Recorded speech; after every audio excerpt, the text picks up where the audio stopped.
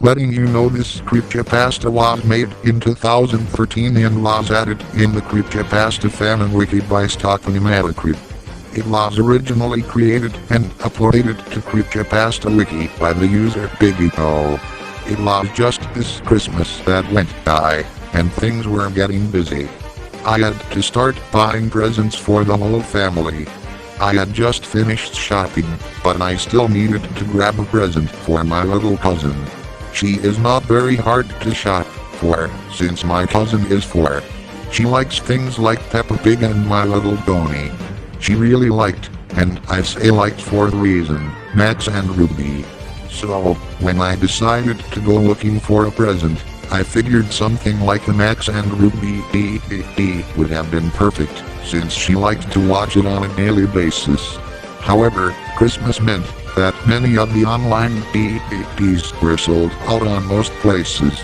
I went to look on eBay as well, but figured I could not trust what condition the DVDs would have been in. So I was stuck in a rut for a while until that package arrived. Was at home, still scrolling for a stupid DVD until I heard the sound of something being pushed into my litter box. I caught a hold of it before my dog did and looked at the package. It seemed to be wrapped fairly badly, with what looked like grease marks and stains on it. Naturally, as anyone would, I decided to open the package. Inside was something that I could not explain. It was a Max and Ruby DVD, but I had never seen one like it online. It was like some little kid had drawn on the front cover with a marker. The title was just Max and Ruby, with what looked like a poorly drawn illustration of Max and Ruby in the front. There were no names or anything, but on the back, it had a list of 4 episodes, all with blood titles.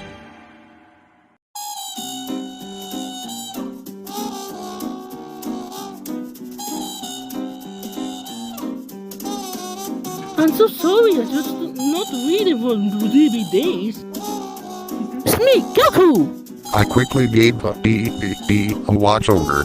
To my surprise, all the episodes were in perfect quality and seemed to have no flaws. It was as if it was a real DVD, just with a homemade cover. The only thing I thought appeared odd was the episode selection screen. The episodes had names, but they were all titled Max and Ruby 1, with the numbers being changed as it went down the list. The actual selection screen was just a plain white screen with black text and nothing else. After giving it much thought, I decided to change the cover to something a little nicer by printing out a DVD cover that I had found in Google and tracked down, and the names of the episodes so they were labeled correctly. So I left the episode list screen alone, because I figured it was self-explanatory. What I caught a glimpse of was one of the most horrifying things I had ever seen. It was what appeared to be a frame of Max and Ruby standing next to each other, in complete darkness. But what made it so horrible was their lack of faces. They had lost their noses and mouths, and their eyes were replaced with big black holes. The colors were a disgusting blood red, and there was faint static in the background. The sound was replaced with what sounded like the Max and Ruby theme playing backward, with the faint sound of static in the midst of it all. It had to be the most disturbing thing I had ever seen, and it must have been on screen for at least 20 seconds before the screen went black and our television set turned off, which alone was weird, because TVs don't usually turn off by themselves. I was able to calm my cousin down, telling her it wasn't real, and she had just had a nightmare, as she had fallen asleep in front of the TV. However, I knew in my mind it was completely real.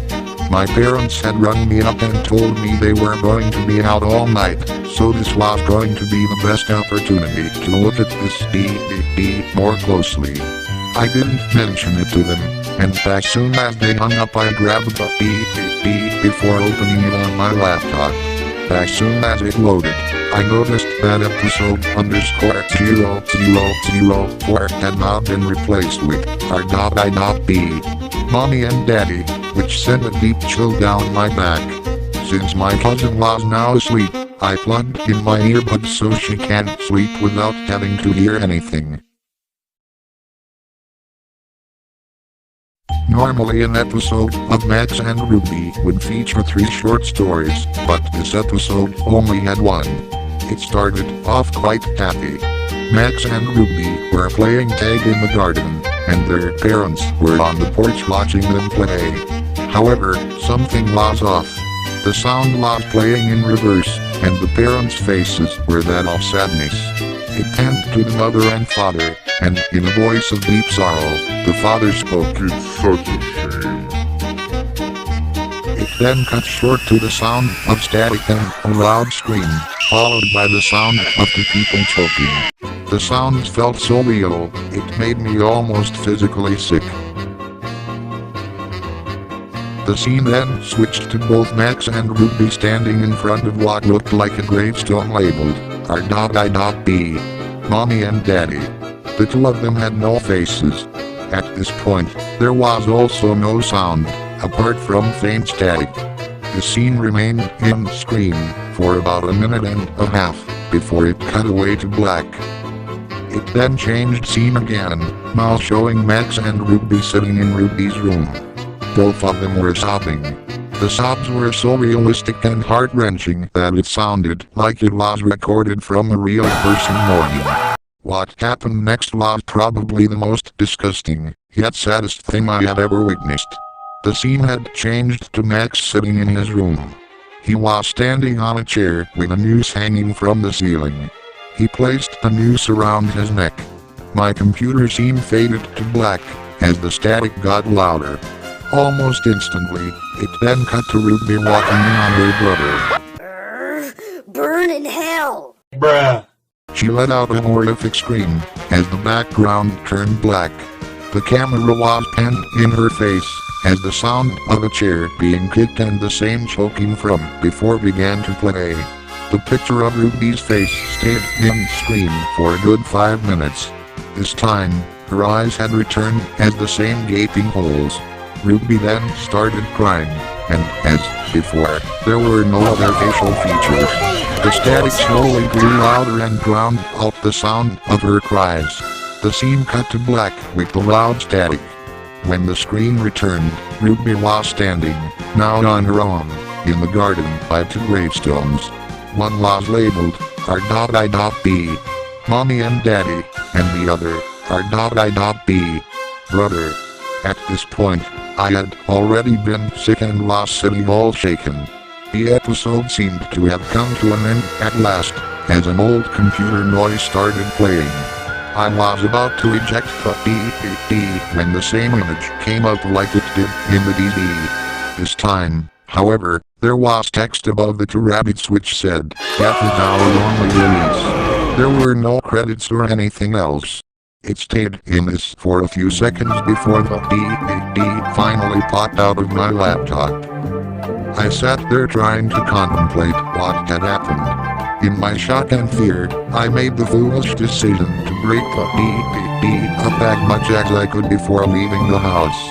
Afterward, I shut the pieces down the drain. Thankfully, I kept a few screenshots and saved them to my laptop.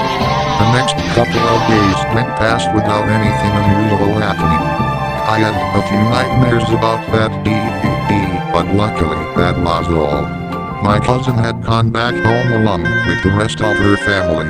It was a late night and my parents had gone out for dinner, leaving me to watch TV. I heard what sounded like someone posting something through the door. At this point, the DVD had left my mind, since I hadn't told anyone about it. However, it all came flooding back when I looked down at the letter in front of me. It was just messily folded up and said, "Death is our only release."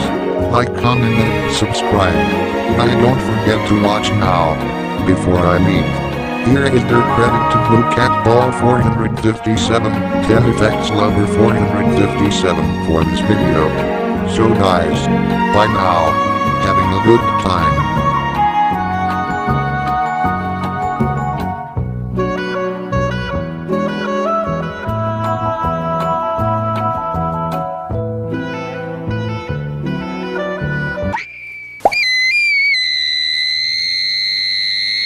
Shut